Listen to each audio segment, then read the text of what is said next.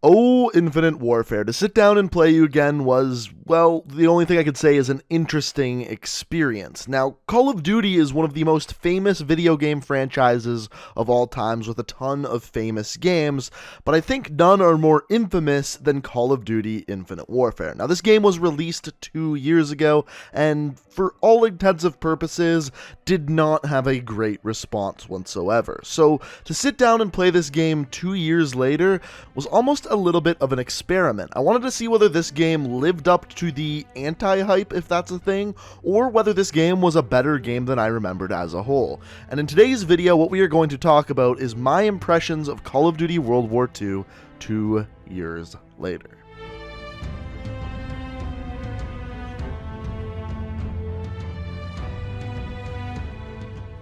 Now, we can't really talk about Infinite Warfare without talking about its launch and really, all in all, how poorly it went. Now, the first thing we need to talk about is, of course, the reveal trailer for Call of Duty Infinite Warfare. Now, this trailer isn't one of the most disliked trailers, gameplay videos. It is one of the most disliked videos on the entire internet. In fact, it has over 3 million dislikes and is the third most disliked video ever to be on YouTube. Now, there could be many reasons for this. One of the most common ideas is that people simply didn't want a futuristic jetpack jumper Call of Duty game like we saw with Black Ops 3. They were sick of it and wanted something different, and they absolutely did not get that out of this trailer. That's one reason why it's assumed that people dislike this video. Another reason is at the end of the video, they actually play the first reveal trailer for Modern Warfare Remastered, something that a lot of fans actually really wanted, which you'd think would give the video more likes. However, it did the opposite because it was revealed that the game Modern Warfare Remastered would only be available if you bought Call of Duty Infinite Warfare, which if you didn't like the trailer already, you're not going to like having to actually buy the full game. So a lot of people didn't like that as well. So that's another reason. And then, of course, the hype train of being the most disliked video on the internet. People saw this being a trend and just hopped on that bandwagon and started hitting that dislike button. So the question is the game worth all of those dislikes, or really was it just a pop culture phenomenon for people to just hop in and dislike the video? Well, let's look at what happened when the game was actually launched. So I wanted to start out by looking at a couple of the new things that they added in to Infinite Warfare. The first of which is something called mission teams. Now basically, this was a faction you could pick to play for, and in doing so, you'd get different challenges, and in completing those challenges, you would get different rewards. Other than that, these really didn't have any other purpose other than just giving you something else to level up. The other new thing to Infinite Warfare was called combat rigs, and essentially, these were an extension of specialist characters from Call of Duty Black Ops 3. Now, there were 6 specialist characters in Infinite Warfare, and each character had 3 payloads and 3 traits. Payloads were basically abilities and weapons from Black Ops 3, whereas traits were basically individual perks sectioned off and given to each individual specialist character. There were 3 downsides to the specialist characters in Infinite Warfare. The first of which is they were much more generic looking than the characters in Black Ops 3. The second thing is there was less characters than there were in Black Ops 3. Even though there was kind of more payloads and abilities because each character had 3, there were still less characters themselves. And the third and final, and probably the biggest one, is Synaptic, the specialist character, was a little bit overpowered as the hitbox didn't actually match the actual visual of the specialist character itself. Aside from that, this system was pretty well done and extremely similar to that of Black Ops 3.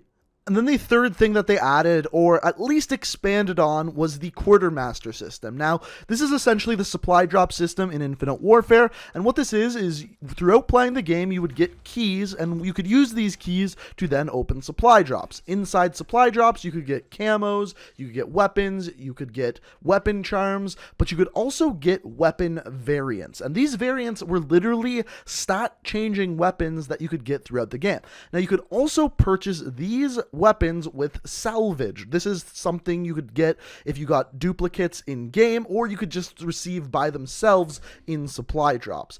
Also, there were different types of weapons like Mark II weapons that were only available via supply drops, and essentially you had to just get lucky to get them. The difference between these weapons and the normal weapons is Mark II weapons also gave you extra XP for every single kill. There were a lot of these weapons. On top of that, there were a lot of camos, weapon charms, and everything in between. Did I mention there was a lot of camos?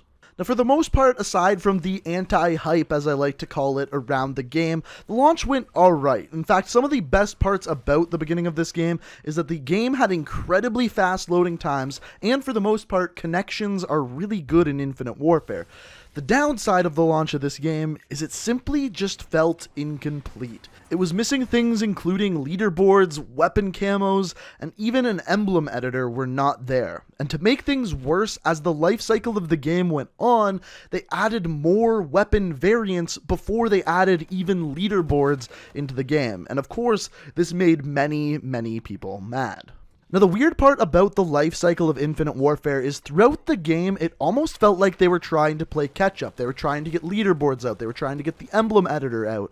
And through all this time, they weren't adding more content. They were trying to make the game feel like a finished product, which, when you play the game now, it does feel like a finished product, and it doesn't feel like really anything's missing. But to be honest, that's the way it should have felt at the launch of the game, not 2 years later. But I think it was because of this fact that they weren't able to add in many things that they possibly wanted to. For example, there is a ton of supply drop content in this game. In fact, there's just under 2,500 individual pieces of equipment that you are able to receive from supply drops, which is a ass load. But a lot of things weren't added that were even added to its predecessor game, Black Ops 3. For example, no new specialist characters were added in the following 2 years after the launch of Infinite Warfare.